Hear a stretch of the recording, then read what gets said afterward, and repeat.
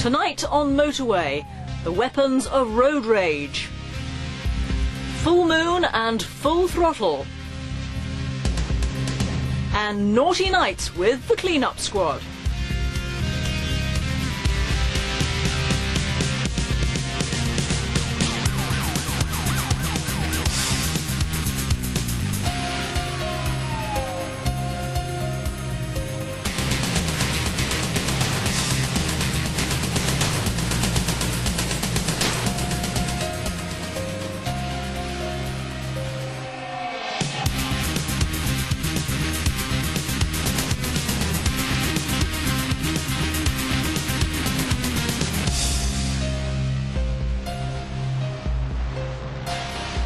PM and for D Unit at Motorway Police Headquarters, it's the night shift. They'll be working till 6 in the morning for a solid week. Nights is different. There's not that much traffic during the early hours of the morning. Things are a little bit more relaxed. It doesn't mean that we're not particularly doing anything. We're observing the motorway all the time. And the sort of things we're looking for, we're looking at the way people are driving. I mean, if we have a vehicle coming past us that's maybe weaving slightly in the road, I mean, automatically people think, well, maybe possibly a drink driver. That might not be the case. It might be down to fatigue.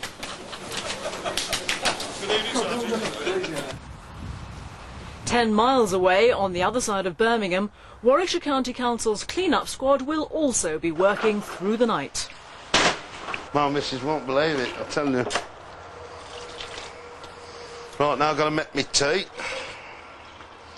I have to bring this to work to make it here, because she won't do it at home.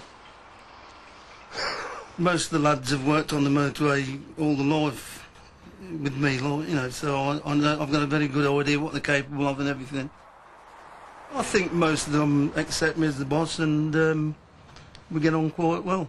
My tea. They're from a local farm, one of the lads brings them in. I'll have about £4 of them tomorrow and get my mate next to me, he'll move. He'll stop out the lorry all night, and that's the way to keep them working. Right, Jerry, I want you to set up at junction 4 northbound slip-on. Alan, you will go with the debris pickers. Yeah. Then I want you to go on to the M4. They found a boat on there, dog kennels, roof racks full of luggage. The old roof rack with all the luggage still tied to it. We find some of the stuff on there that people wouldn't come and claim. A lot of books, magazines and toys, you name it. Yeah, all happy with that. Right? Gotta be.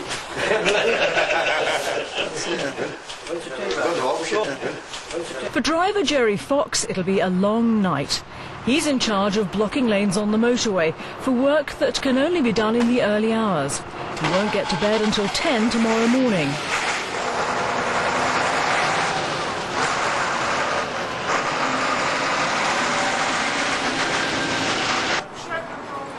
At the end of the day, I don't think anybody enjoys a night shift. It's quite hard to adapt to. It is quite difficult to sleep during the day because there's a lot of things going on around you which stop you maybe from sleeping. It is quite hard. Okay, we're just going out now. We're Oscar Tango 2 this evening. Oscar Tango 2's area is what we call the top section of the motorway network. We're covering from junction 5 on the M6 all the way up to junction 7. And then the small bit in between, which is the Aston Expressway, the A38M, that goes all the way into the city centre. Being a Friday evening, we anticipate it's probably going to be quite a busy evening.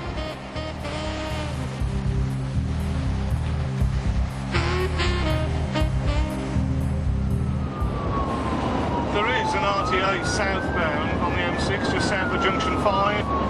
We believe it to be a non-injury. We're making our way south now, just through Gravelly Hill, to the scene, followed by another car. Clear left. Slip road's clear. Thank you.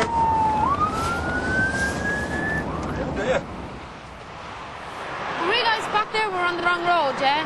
So then the kids started screaming to go to the toilet and everything, and she was pulling in, and then one of the kids, I think it was pull her hair or something to get her attention. The kids was in the back and they're screaming to go to the toilet and that, and I was trying to pull in. Next minute, John was crashing to there. The frightening thing goes, I couldn't get the kids out. The belts is on the kids. We couldn't get them out. I couldn't get them off. Oh, and I couldn't. I thought the car was going to tumble over. I'll never forget it. Never will forget it.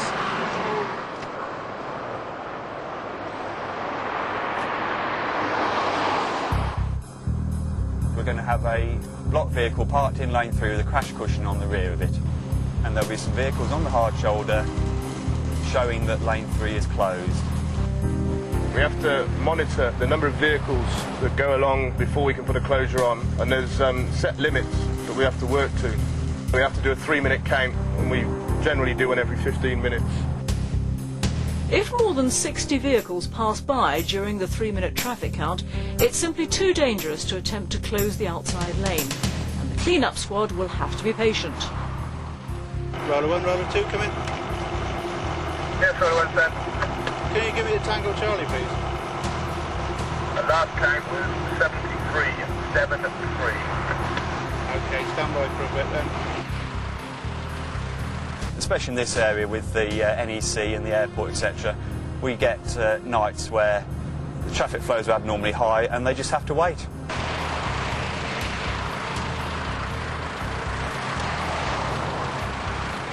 The toughest job of the night is Jerry Fox's.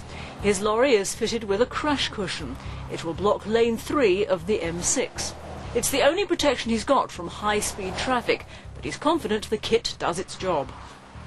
I've actually had them hit me. Once I was on the hard shoulder and once I was in lane 1. I can't see a thing. But when the police say to me, did you see it? I just say no, they're behind me. The first time I did it, I thought, am I going to make it? After that, it wasn't too bad. You get a sixth sense for the speed of the traffic. OK, mate, if you're ready, the car is going to come by you now. We'll clear after that. OK, mate, OK.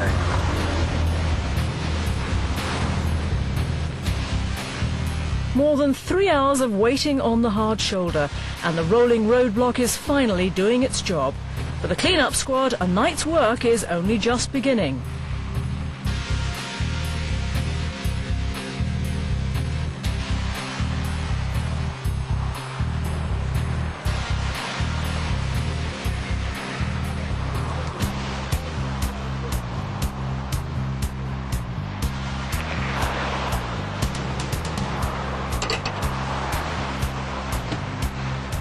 Just take up the strain, mate.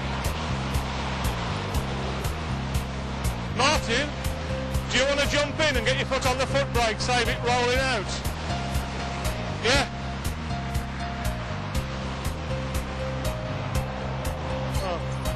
Because the steering's going to go that way.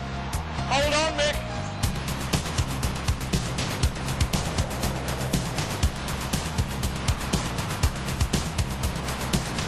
That's so lucky. I know it don't seem like the car's right up, but Jesus. I've seen your driver's licence, you've got a pilot's licence. Okay, nice and gently.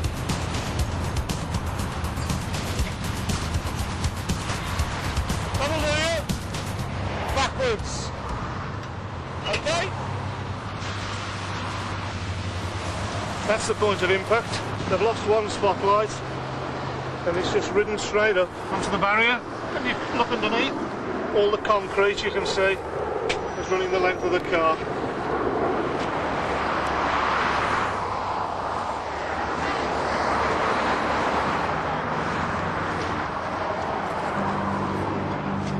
I should like to just look at that for a moment.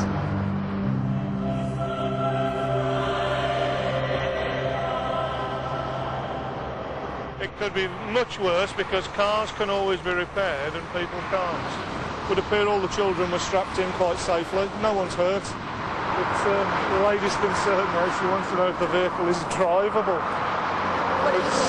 It's certainly not, no. The exhaust has fallen off.